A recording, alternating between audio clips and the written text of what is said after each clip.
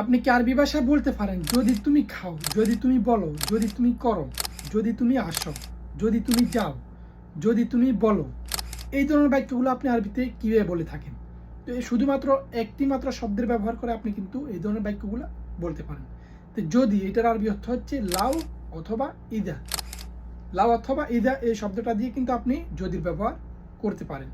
তো আপনি যদি বলেন যে যদি তুমি বলো, লাউ তাগুল, যদি তুমি বলো, যদি তুমি করো, লাউ তাসাউই, যদি তুমি করো, যদি তুমি ফারো, লাউ তিকদার, যদি তুমি ফারো, যদি তুমি বলো, লাউ তাগুল, যদি তুমি আসো, লাউ তিজি, যদি তুমি যাও, লাউ তারো।